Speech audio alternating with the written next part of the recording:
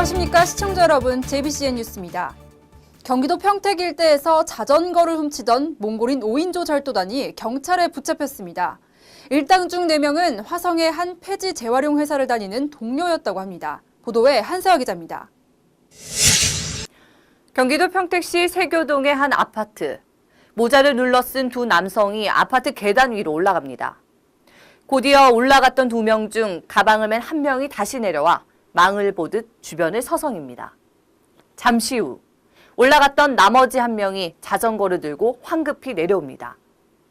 같은 아파트의 다른 동, 반바지 차림에 짧은 머리를 한 남성이 먼저 내려오고 뒤이어 모자를 푹 눌러 쓴 건장한 체격의 남성이 자전거를 들고 황급히 내려옵니다. 이들은 모두 경기도 평택시 일대 아파트 단지를 돌며 자전거를 훔치다 CCTV로 경찰에 덜미를 잡힌 몽골인 5인조 절도단입니다. 경기도 평택 경찰서는 18일 상습적으로 자전거를 훔친 혐의로 몽골인 A씨 등 2명을 구속하고 B씨 등 3명을 불구속 입건했습니다. 이 사람들은 이제 스트렉스 차량하고 카니발 차량 2대 대포 차량을 타고 다니면서 아파트 같은 데 이제 무작위로 올라가서 엘리베이터 타고 올라가서 계단으로 내려오면서 계단에 서 있는 자전거 절단기로 끊어가지고 들고 내려와서 차에 싣고 가는 거죠.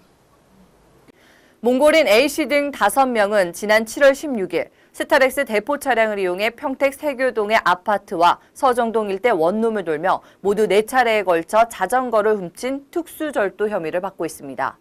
경찰에 따르면 이들은 주로 새벽 시간대를 이용해 아파트 단지와 연립주택 단지를 대상으로 삼고 절단기를 이용해 자물쇠를 끊는 수법으로 모두 240만 원 상당의 자전거를 훔쳤습니다. 또한 불법 체류자 신분인 A씨를 포함한 4명은 화성의 한 폐지 재활용 회사를 다니는 직장 동료 사이로 밝혀졌습니다. 경찰은 조사 과정에서 이들 중 1명이 훔친 자전거를 몽골로 팔아넘겼다는 진술도 확보했습니다. 경기도 평택경찰서는 이번 사건과 지난 5월부터 관내에서 발생하고 있는 자전거 절도 사건들과의 유사점이 있다고 보고 이들의 여죄를 조사하는 한편 작물 처분처와 또 다른 피해자가 없는지도 조사할 방침입니다.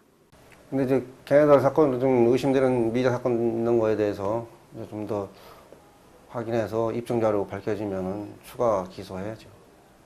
JBCN 뉴스 한세아입니다. 네, 다음은 간추린 소식입니다. 최근 목함질의 폭발 사고 등 북한의 도발 위험이 급증하는 가운데 경기도는 민관 군경 합동 사태 수습 종합 훈련을 실시했습니다. 어제 오후 3시부터 진행된 이번 훈련은 2015 을지 연습과 연계해서 적의 테러에 대비하고 유관기관과의 공조 체제를 구축하고자 마련됐습니다. 이날 훈련은 상황 전파 및 초동 대처부터 종료 보고까지 총 6단계의 주요 테러 대비 종합 훈련으로 이뤄졌습니다. 경기도는 이번 을지 연습에서 도 주간 훈련 외에도 접경 지역의 주민 대피 훈련 등 각 시군 지역 특성에 맞는 실제 훈련을 실시 중입니다. 경기도 수원시가 다음 달 4일부터 이틀간 시민이 꿈꾸는 희망도시라는 주제로 2015 열린정책 한마당을 개최합니다. 이번 행사는 수원시가 추진 중인 주요 정책과 사업을 한자리에 모아 시민들과 공유하며 유관기관과 함께하는 70여 개 정책 체험 부스를 운영합니다.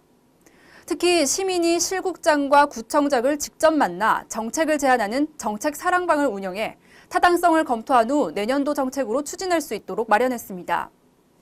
수원시 관계자는 이번 행사를 통해 시민이 주인인 진정한 지방자치가 뿌리내리고 새로운 정책 아이디어가 발굴되길 기대한다고 전했습니다. 어제 경기도 평택시 종합상황실에서는 2015 3분기 노사민정협의회 회의가 열렸습니다.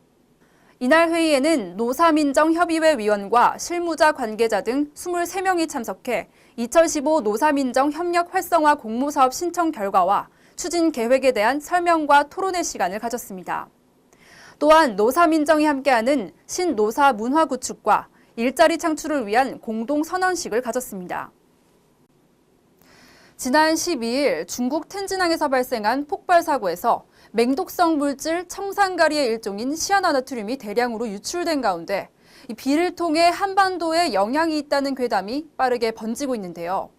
어제 환경부와 전문가들은 언론 보도를 통해 시아나나트륨은 공기보다 무거워 원거리 이동 가능성이 매우 낮다고 설명했습니다. 하지만 관측과 분석은 지속적으로 유지하기로 했습니다. 서해 바다와 인접해 있는 경기도 평택 지역과 화성 지역은 관련 소식을 눈여겨보셔야 할 것 같습니다. 지금까지 진행의 김윤희였습니다. 시청해주신 여러분 고맙습니다.